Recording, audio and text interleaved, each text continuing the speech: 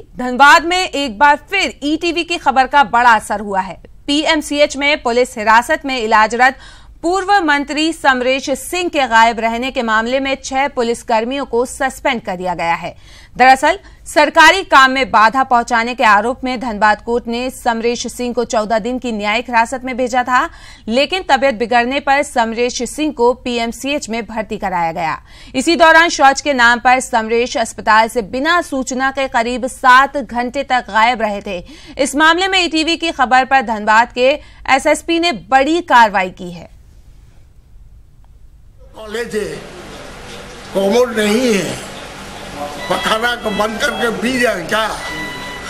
मैं यहाँ देखा, पूछा गया, उन्होंने बताया कि बाहर कोमोड में जो है लैट्रिन करने गए थे तो वापस आ गए। अब कितने देर बाहर रहे इसकी जांच किया जा रहा है कि भाई कितने देर वो बाहर में रहे हैं।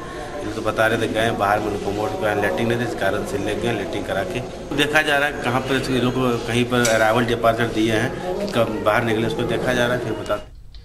धनबाद के हीरापुर झानापारा रास्ते को लेकर 2 परिवार आपस में भिड़ गए। सूचना पर मौके पर पहुंची पुलिस ने रास्ते के बीच में चल रहे निर्माण कार्य को गिरा दिया, लेकिन विवाद बढ़ता देख पुलिस भी भाग खड़ी हुई, लेकिन टाइगर पुलिस ने मामले को शांत कराया। उधर पुलिस पर पैसे लेकर दीवार गिराने का आरोप लगा है।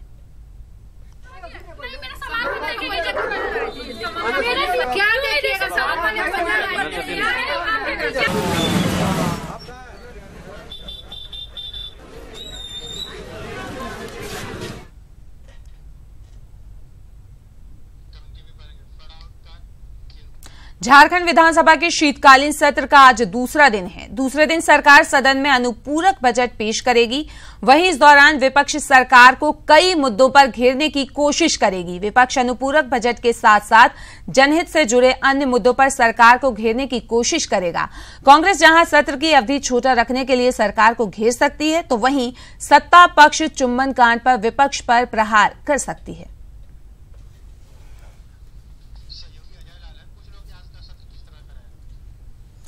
ज्यादा जानकारी के लिए हमारे संवाददाता अजय लाल हमसे जुड़ चुके हैं। अजय, आज क्या रहने वाला है सत्र में खास? विधानसभा के शीतकालीन सत्र का दूसरा दिन है। आज 2500 करोड़ रुपए का अनुपूरक बजट आज सदन में सरकार पेश करने वाली है रुमाना। हालांकि अनुपूरक बजट जैसे ही पेश होगा सदन में हंगामे के आसार हैं। ये सदन के भीतर की बात है और सदन के बाहर विपक्ष के नेताओं ने कई मुद्दों को लेकर सरकार को घेरने की तैयारी कर रखी है। कल ही हमने देखा कि जो नेता प्रतिपक्ष का लॉबी होता है विधानसभा में, वहां पे कई प्रकार के होर्डिंग लाए गए थे, यानी कि वैसे होर्डिंग जो कि विधायक विधानसभा के बाहर पकड़कर खड़े रहते हैं। तो आज विधानसभा के भीतर और बाहर दोनों जगहों पर हंगामा होने के पूरे आसार है। रुमाना, बिल्कुल, इस तमाम जानकारी के लिए आपका बहुत बहुत शुक्रिया।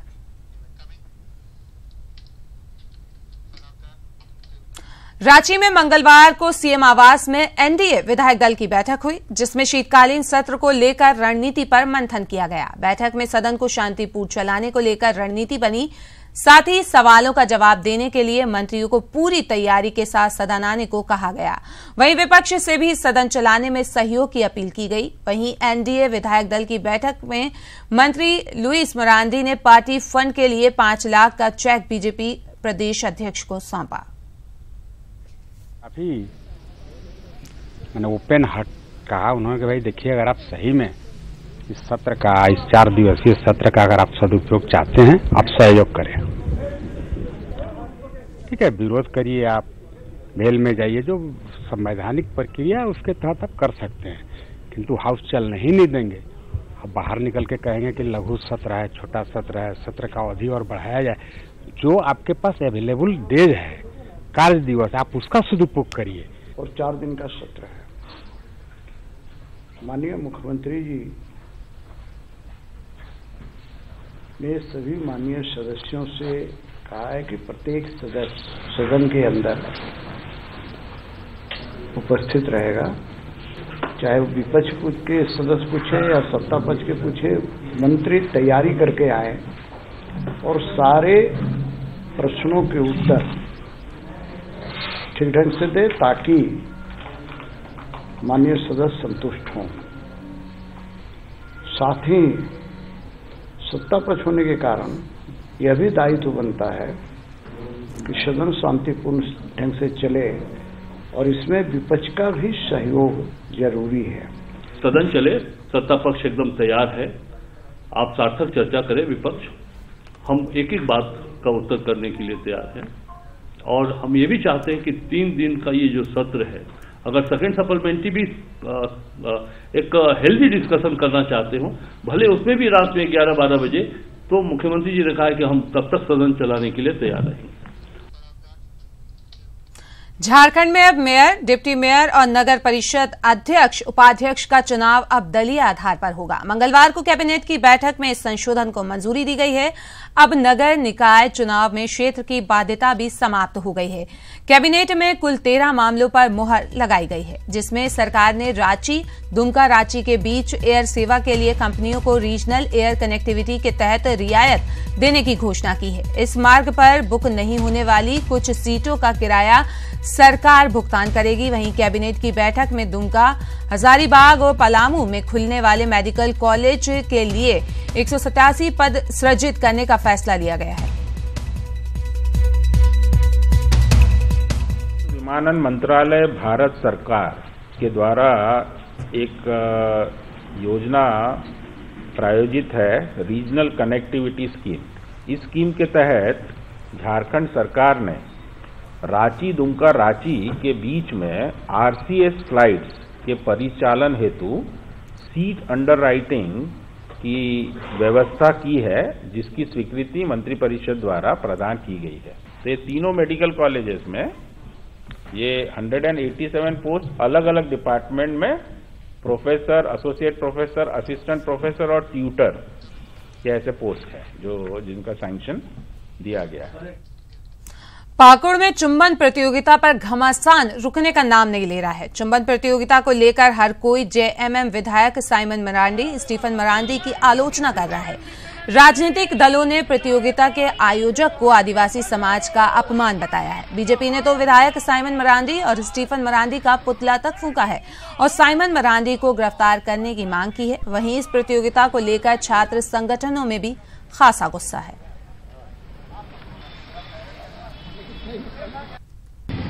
तो इस तरह का प्रतियोगिता का भारतीय जनता पार्टी विरोध करती है और भारतीय जनता पार्टी नहीं, वरन मैं भी आदिवासी समाज से ताल्लुक रखता हूं, मैं भी आदिवासी हूं।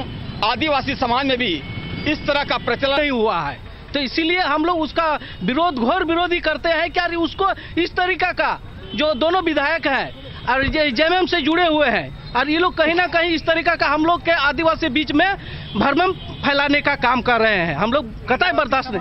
ये माननीय दोनों ईसाई मिशनरी का एजेंट है, जो आदिवासी समाज को ईसाई मिशनरी की ओर आकर्षित करने के लिए इस तरह का कार्यक्रम कर रहे हैं, जिसको किसी भी कदापि हम लोग बर्दाश्त नहीं। हम लोग इस कार्यक्रम को लेकर के काफी विरोध में आ गए हैं और हम लोग आदिवासी समाज अपने आप को असहज महसूस करते हैं कि इस तरह के कार्यक्रम का उन्होंने आयोजन किया है, जो हम अपने आप को अपमानित समझते हैं। इस तरह का कार्यक्रम सीधो कान्हू के नाम पर मेला लगाना और इस तरह के अश्लील कार्यक्रमों का आयोजन, ये समाज के विरुद्ध है।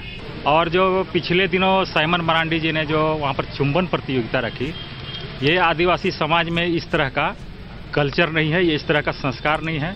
इससे पूरा आदिवासी समाज अपने आप को अपमानित महसूस। वहीं कांग्रेस के राज्यसभा सांसद प्रदीप कुमार बालमुचु ने चुंबन प्रतियोगिता पर झामुमो नेता साइमन मरांडी और स्टीफन मरांडी को आड़े हाथों लिया है और इसे भारतीय संस्कृति के लिए हमला बताया है। ये जो रास्ता अपनाया गया ये भारतीय संस्कृति के पूरी तरह से खिलाफ में है। हमारी भारतीय संस्कृति कहीं पर इस तरह की चीज़ों को अलाउ नहीं करती और हमारे ट्राइबल में भी इस तरह की कोई भी चीज़ों का स्थान नहीं है। और हमको लगता है कि अभी किए हैं तो किस उद्देश्य से किए हैं वही बता सकते।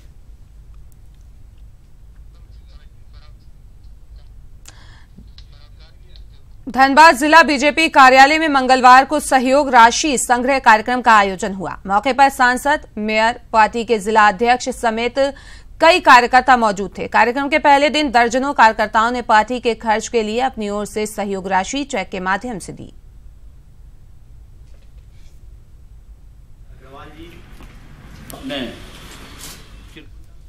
क्रम चलाया है ताकि भारतीय जनता पार्टी शुचिता के आधार पर, पारदर्शिता के आधार पर लोगों से सहयोग लेकर पार्टी को चलाए। और उसी का आज धनबाद जिला में उद्घाटन समारोह है। कई लोगों ने आज शुरुआत की है। बिहार की तर्ज पर अब झारखंड में भी पूर्व शराबबंदी की मांग को लेकर झारखंड प्रदेश विश्वकर्मा समाज ने मंगलवार को राजभवन के सामने धरना दिया और राज्य सरकार से 8 सूत्रीय मांगों को मानने की अपील की। इस दौरान समाज के लोगों ने कहा कि अगर रघुवर सरकार लोहार जाति के प्रति भेदभाव करती है तो 2019 के चुनाव में बीजेपी को विश्वकर्मा समाज की ताकत दिखा दी जाएगी। विश्वकर्मा जाति को उपेक्षा के कारण ये आक्रोश आज हम लोग को दिखाना पड़ा। इसके पहले हम लोग मुख्यमंत्री से 2 बार विश्वकर्मा समाज के प्रति मिलने मांगा गया, लेकिन रघुवर सरकार ने इस पर कोई सुनवाई नहीं ली, कोई एक्शन नहीं ली, कोई अथी नहीं की। भेदभाव रहा कि जब हम लोग अपनी समस्या, विश्वकर्मा समाज की कुछ समस्या रखना चाहे सरकार के पास, और हमने उस संदर्भ में मुख्यमंत्री से मिलने का समय मांगा तो उन्होंने वो समय अभी तक नहीं। लातेहार के बालूमाथ में मोबाइल ऐप से ठगी का मामला सामने आया है। मानसिंघा गांव के निवासी विनोद कुमार यादव के स्टेट बैंक के खाते से मोबाइल ऐप के द्वारा 3 किस्तों में लगभग 35,000 रुपए की फर्जी निकासी की गई है। विनोद कुमार के अनुसार एयरटेल मनी के माध्यम से पहले 4,100 रुपए, फिर 18,100 और 11,000 की निकासी की गई है। फर्जी निकासी के बाद खाता धारक ने पुलिस में आवेदन देकर न्याय की गुहार लगाई है। पुलिस ने जांच का आश्वासन दिया है। वहीं घटना के बाद से लोगों में भय बना हुआ है। सीएम के निर्देश के बाद टैक्स चोरी करने वाली शेल कंपनियों पर नकेल कसने की तैयारी शुरू हो गई है। केवल रांची में ही इन कंपनियों की करोड़ों की बेनामी संपत्ति है। देखिए एक रिपोर्ट।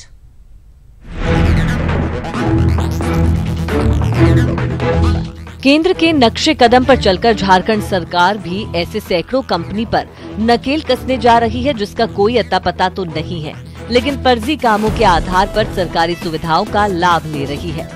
झारखंड के शहरों में हजारों की संख्या में ऐसी सेल कंपनियां कागजों पर खड़ी है जिनका ना कोई आधारभूत संरचना है और ना ही कोई ट्रांजैक्शन डिटेल्स।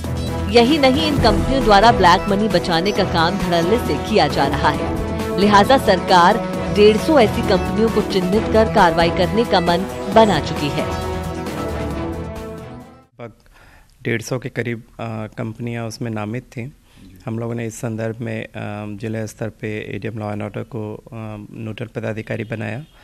कंसर्न जो भी ऑफिशियल्स थे, रजिस्ट्रार, इनकम टैक्स के ऑफिशियल्स, कमर्शियल टैक्सेस के ऑफिशियल्स, उनकी एक मीटिंग की थी जहाँ पे हम लोगों में ये मतलब हम लोग इस निर्णय पे पहुँचे थे कि पहले उनके जो प्रॉपर्टीज़ हैं, इमूवेबल प्रॉपर्टीज़ या मूवेबल प्रॉपर्टीज़, उसका डिटेल हम लोग फेच आउट करने की कोशिश करते हैं अपने डाटा।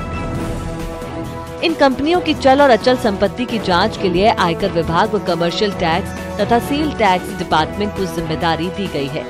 रांची स्थित निबंधन कार्यालयों में इन कंपनियों और उनके बोर्ड ऑफ डायरेक्टर्स के नाम पर निबंधित जमीन और भवनों की जांच भी शुरू हो गई है। कहीं जानकारी मिल जाए तो हम लोग बिल्कुल सरकार को इसको प्रेषित करेंगे ताकि इन पर उचित कार्रवाई, अग्रतर कार्रवाई की जा सके।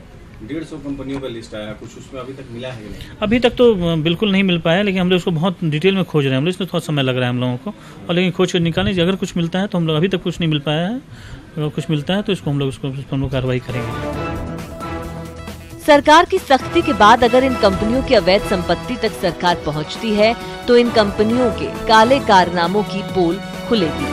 वहीं सरकार को हो रहे करोड़ों रुपए के नुकसान की भी भरपाई हो सकेगी। Amit Kumar, ETV news, Ranchi. अब हम आपको बताते हैं कि क्या होती है सेल कंपनी। इस कंपनी का अस्तित्व केवल कागजों पर होता है, जिसका रजिस्ट्रेशन भी आम कंपनियों की तरह ही होता है। इन कंपनियों में किसी तरह का कोई काम नहीं होता है, केवल कागजों पर एंट्रीज की जाती हैं। आमतौर पर इसका इस्तेमाल मनी लॉन्ड्रिंग और काला धन को सफेद करने के लिए किया जाता है। इस तरह की कंपनी को मुखौटा कंपनी भी कहा जाता है।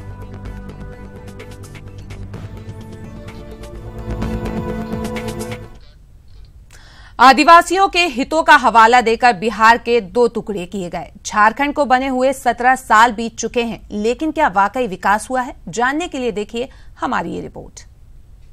जिला का लास्ट गांव है तो यहाँ किसी चीज का सरकारी लाभ हम लोग को नहीं मिल रहा है। हाँ। और न कोई योजना मिल रहा है। सुना आपने सरकारी योजनाओं का सच। लखन देहरी गोड्डा जिले के सुंदर पहाड़ी प्रखंड के बारगो गांव में रहते हैं, जो जिले के अंतिम छोर पर बसा हुआ है और यहाँ आदिवासियों के उत्थान के लिए बनाई गई सरकारी योजनाएं नाम मात्र ही पहुँच रही हैं। जब से ये सुसनी में पुलिस इंस्पेक्टर बैठा, उस समय LRP द्वारा ये कमांडेंट साहब को तकलीफ हुआ, तो इन्होंने यहाँ का तकलीफ देख के, यहाँ के पब्लिक के माना दया दृष्टि देख के यहाँ अपना एक हैंडपंप दिया सर। पहले गिरा हुआ है तो कोई अभी देखने के लिए कोई सरकार नहीं आते हैं यहाँ पर। बच्चे हम लोग का इस तरह ही रहता है, जंगल में कोई मास्टर भी आता है तो स्कूल बनाने के लिए कोई भी खड़े नहीं रहता, इसीलिए हम लोग छत पर खड़े होकर के बोल रहे हैं हम लोग बरगो गांव में यहाँ गांव में कोई स्कूल बनाने के लिए कोई नहीं। तो लंबे अरसे के इंतजार के बाद यहाँ के लोगों को हैंडपंप नसीब हो पाया। वहीं बात अगर देश के भविष्य यानी बच्चों की करें तो इनके लिए एकमात्र प्राथमिक विद्यालय यहाँ हुआ करता था, जो 3 साल पहले ध्वस्त हो गया और उसके बाद से यहाँ के बच्चे स्कूल ही नहीं गए। इस बारे में जिला शिक्षा अधीक्षक से जब सवाल किया गया तो उन्होंने क्या कहा, आप भी सुनिए। जो भवन के उसकी राशि भी हम देते हैं, वो हम भवन अब उस कार्य का प्रारंभ कर रहे हैं। ये बातें सामने आई है, इसका रिव्यू भी किए थे, तो ये पहले से संज्ञान है। DSC विद्यालय भवन का काम शुरू करवाने की बात कर रहे हैं तो उपायुक्त का कहना है कि माननीयों से सलाह मशविरा करेंगे। हमारे पास DMFT के माध्यम से 135 करोड़ रुपए प्राप्त हैं और स्वच्छता में तकरीबन 50 से 60 करोड़ का खर्चा अभी हम लोगों ने पास किया है। कालांतर में माननीय सदस्यगण और उस क्षेत्र के मुखिया भी इसके मेंबर हैं, वो लोग अगर इस पॉइंट को बताएंगे तो हम लोग DMFT से सारी योजनाएं पारित करके उस गांव के विकास के लिए काम करेंगे। विकास के दावे जितने बड़े हैं, गति उतनी ही धीमी। अगर इसी रफ्तार से काम होता रहा तो आप अंदाजा लगा सकते हैं कि कब तक झारखंड विकास की बुलंदियों को छू पाएगा। गोड्डा से ETV न्यूज के लिए अजीत कुमार की रिपोर्ट। झारखंड में हर साल करीब 60 लोग विकास के नाम पर बलि चढ़ते हैं। जी हां, सुनने में भले ही यह आंकड़ा थोड़ा अटपटा लगे, लेकिन सूबे की कड़वी सच्चाई यही है। हर साल करीब 60 लोग हाथियों के पैरों तले कुचलकर मारे जाते हैं। रिपोर्ट देखिए।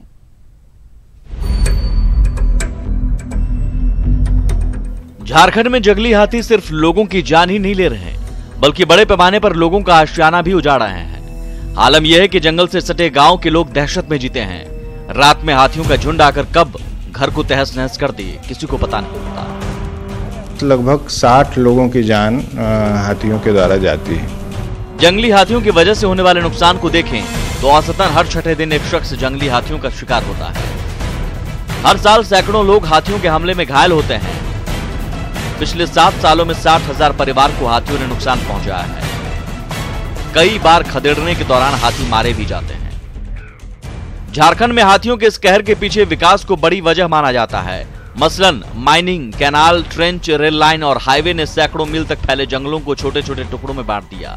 जंगल में आने जाने के लिए हाथियों का एक कॉरिडोर होता है जो जंगलों के बंटने से खत्म होता जा रहा है। तो हम उसके कॉरिडोर को भी डिस्टर्ब कर दिए हैं। तो सबसे बड़ा चीज है कि इसमें एक शोध का विषय है, एक दिन में डिसीजन नहीं होगा कि हाथी के जो पुराने कॉरिडोर हैं उसकी तलाश की जाए और उसके अनुरूप जो नया कॉरिडोर बने उसके अनुरूप बने कि हाथी को वो एक अनजाना सा न लगे, सड़क अनजाना सा रास्ता न लगे, उसको वही रास्ता लगे, तभी वो हाथी जो है अपने कॉरिडोर को नहीं छोड़ेगा। इस सच्चाई को झारखंड वन विभाग के बड़े अधिकारी भी मानते हैं, लेकिन इस समस्या से निपटने के लिए सरकार कोई ठोस कदम नहीं उठा रही है। डिस्टरबेंस के चलते हाथी उनके बाहर आ जाते हैं। डिस्टरबेंस जैसे कुछ फ्रेगमेंटेशन हो गया है, कुछ माइनिंग एक्टिविटी हुई हैं, कुछ कैनाल बनाई गई हैं, कई बार इंटर स्टेट बाउंड्री पर उसको स्टेट वाले ट्रेंच वगैरह बनाकर रोकने का प्रयास करते हैं कि उनके यहाँ हानि कम हो, तो इस कारण से ये होती है। झारखंड सरकार जंगली जानवरों से हुए जानमाल के नुकसान की भरपाई करती है। मृतक के परिजनों को 4 लाख और घर टूटने पर करीब 1.5 लाख रुपए मुआवजे का प्रावधान है, लेकिन मौत और मुआवजे के सिलसिले को रोकने का मुकम्मल इंतजाम नहीं किया जा रहा है। रांची से उपेंद्र कुमार, ETV न्यूज। संथाल परगना में एक ही बेहतर वन वार्ड नहीं होने की वजह से मरीजों को भारी परेशानी का सामना करना पड़ रहा है। देवघर सदर अस्पताल के दूसरे तल्ले पर किनारे वाले कमरे को वन वार्ड का नाम दिया गया है, जहां ढंग की कोई व्यवस्था तक नहीं है। वार्ड के बाहर ना तो किसी भी तरह का कोई बोर्ड लगा है और ना ही कोई एहतियाती व्यवस्था की गई है। वार्ड के अंदर का नजारा देखकर साफ साफ बताया जा रहा है कि सबसे ज्यादा संवेदनशील मरीज को देख रेख को लेकर अस्पताल कितना संवेदनशील है। वार्ड की खिड़कियां टूटी हुई हैं, किसी बेड पर कोई मच्छरदानी तक नहीं है। कम्बल दे रहा, मच्छरदानी दे रहा, सब कुछ हाँ वहाँ रखा होगा।